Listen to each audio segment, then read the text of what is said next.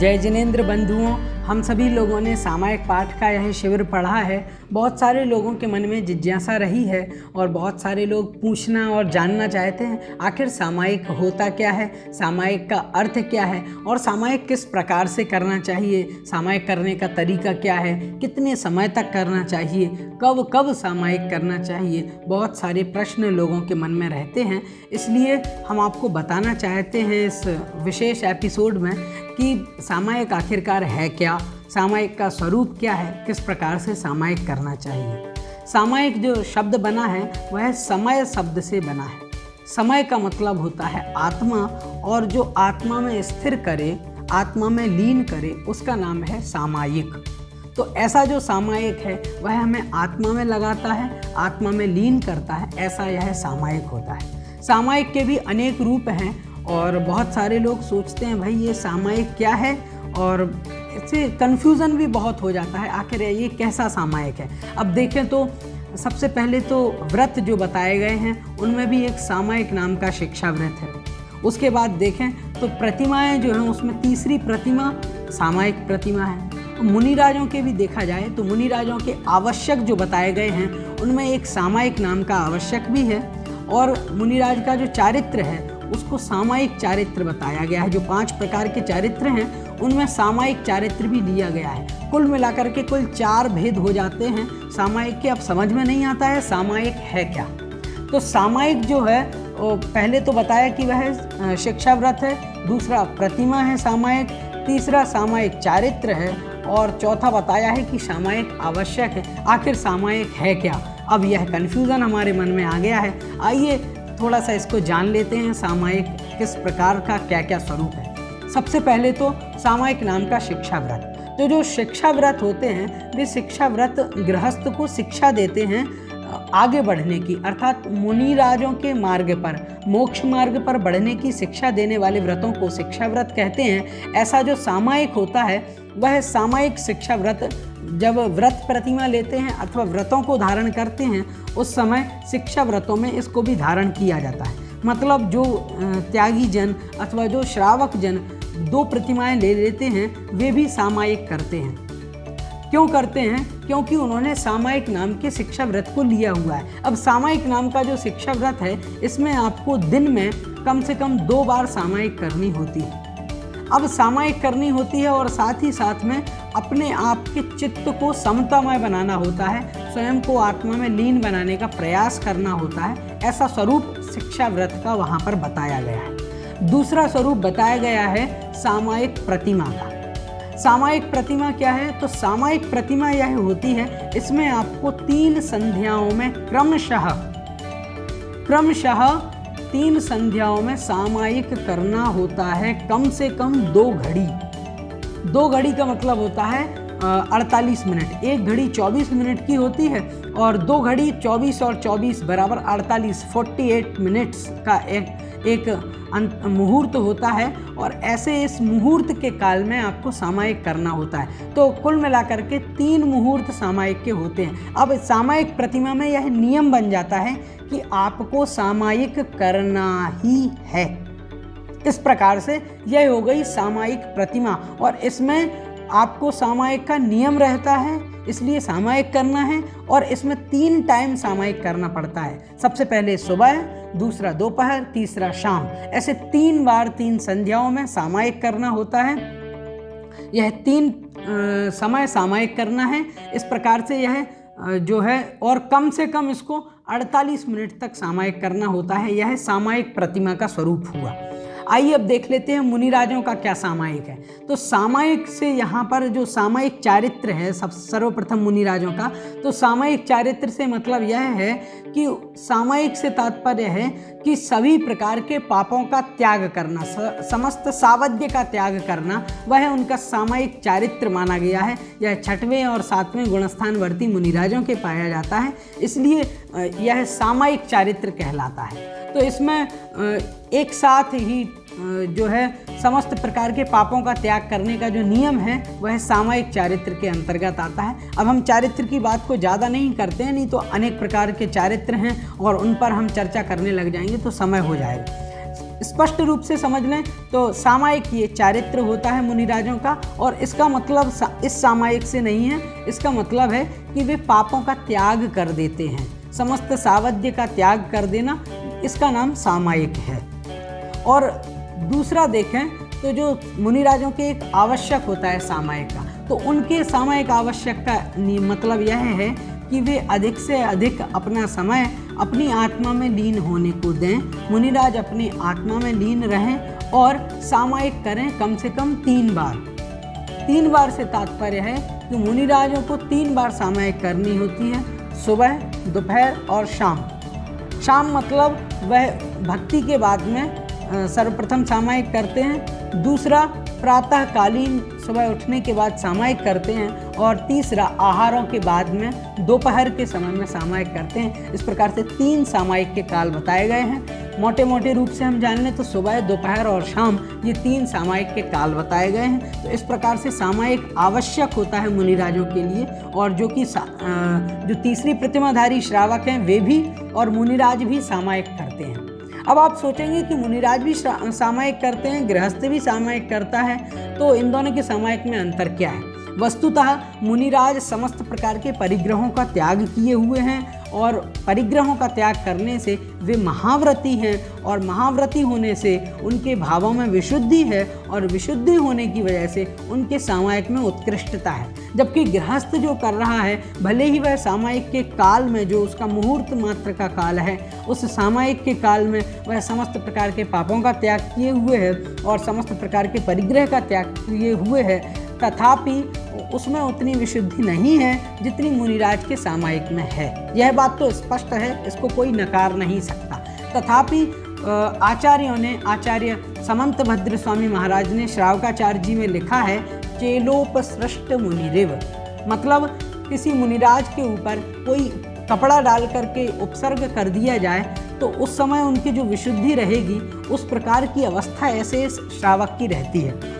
मतलब क्या? मतलब यह है कि जो श्रावक अभी सामायिक कर रहा है वह समस्त प्रकार के पापों का त्याग किए हुए है, और साथ ही साथ में अपनी आत्मा को निश्चल बनाए हुए है, और वह परिग्रह का त्याग करके एकाग्रचित्त होकर के वह सामायिक कर रहा है।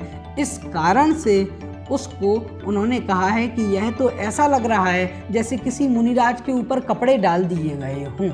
लेकिन अब आप सोचें तो क्या उसके सामायिक को और मुनिराज के सामायिक को बराबर आंका जा सकता है? नहीं, क्योंकि मुनिराज में और इनके गुणस्थानों में बहुत अंतर है। श्रावक के, मुनिराज के तो 6वें 7वें गुणस्थान हैं, और श्रावक का अधिक से अधिक 5वां गुणस्थान ही हो सकता है। इस कारण से मुनिराज के सामायिक में और गृहस्थ के सामायिक की तुलना नहीं की जा सकती, बहुत अंतर है। कहा गया है वहाँ पर आचार्य समंत भद्र स्वामी महाराज के द्वारा, तो इसका मतलब यह जानना कि उस समय विशुद्धि की अधिकता होती है, और वहाँ पर चेलोपसृष्ट मुनिरिव कहा गया है, वह उपचार से कथन किया गया है। मतलब वहाँ पर उपचार से मुनि कहा गया है, लेकिन मुनि की तरह 6वां गुणस्थान हो जाएगा कि श्रावकों के? नहीं होगा। तो इस बात को भी हमें अच्छी तरीके से समझना है। आइए अब जानते हैं सामायिक की विधि क्या है। तो सामायिक की विधि जब करते हैं तो सर्वप्रथम तो समस्त प्रकार के परिग्रह से और एकाग्र मना होकर के, एकाग्र चित्त होकर के सामायिक किया जाता है। सामायिक करते समय सर्वप्रथम पूर्व दिशा में खड़े होकर के, और इस प्रकार से जब पूर्व दिशा में खड़े हो जाएं और खड़े होकर के सर्वप्रथम 9 बार नमोकार मंत्र पढ़ें। 9 बार नमोकार मंत्र पढ़ने के बाद में 1 बार ढोंक दें।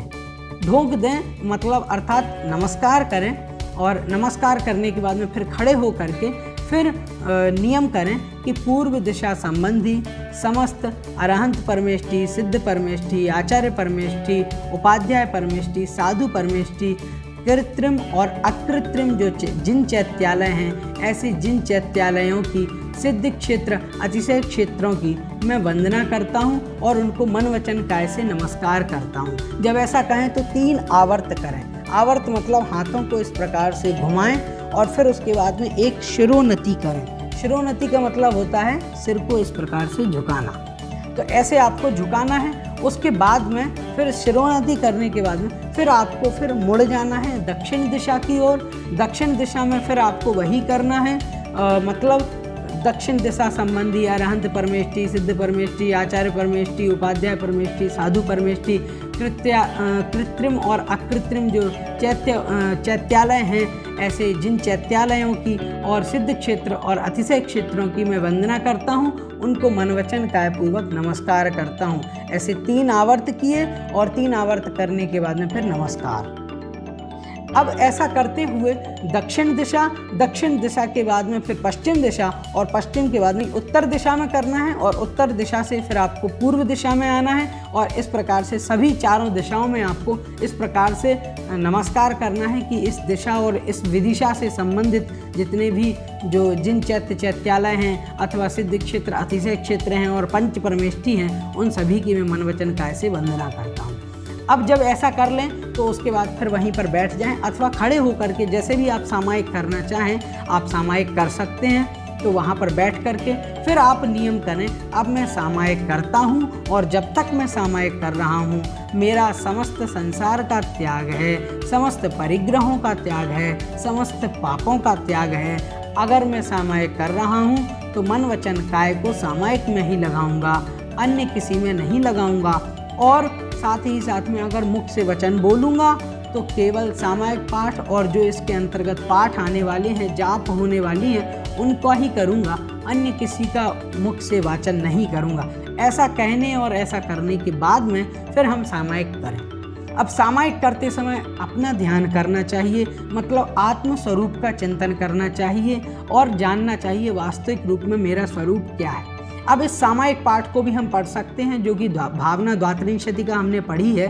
इस भावना द्वात्रिंशतिका को भी आप पढ़ सकते हैं। सामायिक पाठ हिंदी वाले को अथवा संस्कृत वाले को आप पढ़ सकते हैं और अच्छे तरीके से उसको जान सकते हैं। साथ ही साथ में समाधि भावना पढ़ लें, आलोचना पाठ पढ़ लें, अथवा आप चाहें तो इस सामायिक के काल में आत्म कीर्तन जो है, हूँ स्वतंत्र निश्चल निष्काम वाला जो है, उसको भी आप पढ़ सकते हैं। इस प्रकार की भावनाएं हम पढ़ सकते हैं इसमें। लेकिन यदि आप सोचें कि हम कोई स्तोत्र पढ़ लें, जैसे भक्तामृत स्तोत्र है, तो वह स्तोत्र हम नहीं पढ़ सकते हैं। क्यों नहीं पढ़ सकते हैं? क्योंकि उसमें जिनेंद्र देव की स्तुति की गई है। वो हमें आत्मा को दिखाने वाला नहीं है, हमें शांति का उपदेश नहीं देता है, हमें अपनी आत्मा में स्थिर होने का उपदेश भक्तामृत स्तोत्र से नहीं मिलता अथवा कल्याण मंदिर स्तोत्र से नहीं मिलता। क्यों? क्योंकि ये स्तोत्र स्तुति परक है और इसमें स्तुति की गई है जिनेंद्र भगवान की। जब हम भगवान के सामने मंदिर में जाएंगे उस समय तो भगवान की स्तुति में इसको बोल सकते हैं, लेकिन आप सोचें कि हम सामायिक में बैठ करके भक्तामृत जी पढ़ें तो यह ठीक नहीं है। हमें भक्तामृत जी उस समय नहीं पढ़ना चाहिए। सामायिक के समय आप जाप भी कर सकते हैं, जैसे कोई मंत्र विशेष की यदि आप जाप देते हैं तो जाप दे सकते हैं और आत्मचिंतन भी कर सकते हैं। जरूरी नहीं है कि आप सामायिक पाठ भी करें, मतलब इस प्रकार का जो पाठ है उसी को पढ़ें अथवा कोई पर्टिकुलर पाठ बनाया गया है उसको पढ़ें, ऐसा ज़रूरी नहीं है।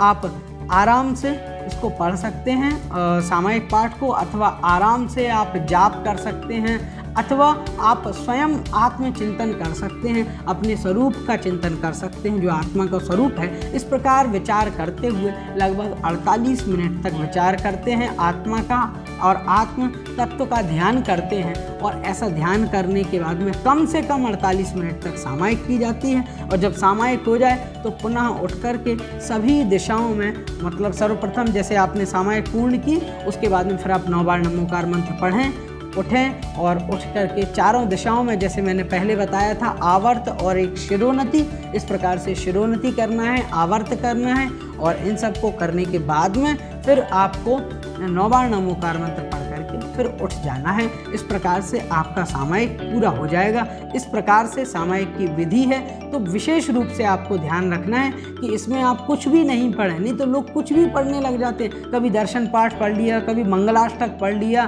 कभी विनय पाठ पढ़ लिया। नहीं, यह सब सामायिक में नहीं पढ़े जाते हैं। सामायिक में तो आत्मचिंतन परक जो स्तोत्र हैं अथवा आत्मचिंतन परक जो भावनाएं हैं, ऐसी भावनाओं को भा सकते हैं। ऐसी जो भावना बत्ती सी है अथवा जो हिंदी वाला संस्कृत वाला सामायिक पाठ है उसको हम पढ़ सकते हैं। इसके स्वरूप का चिंतन कर सकते हैं, समाधि भावना पढ़ सकते हैं। इस प्रकार से हम चाहें तो सामायिक पाठ कर सकते हैं। और इस प्रकार से सामायिक हमें करना चाहिए। जब कभी भी समय हो हमें सामायिक जरूर करना चाहिए। और यदि समय नहीं है तब भी इस पाठ को तो पढ़ ही सकते हैं, कभी भी कैसे ही 5-10 मिनट 15 मिनट में आप इस सभी पाठों को पढ़ सकते हैं अगर सामायिक नहीं कर पाते हैं। और यदि आप सामायिक करते हैं तो बहुत अच्छी विशुद्धि के साथ सामायिक कीजिए।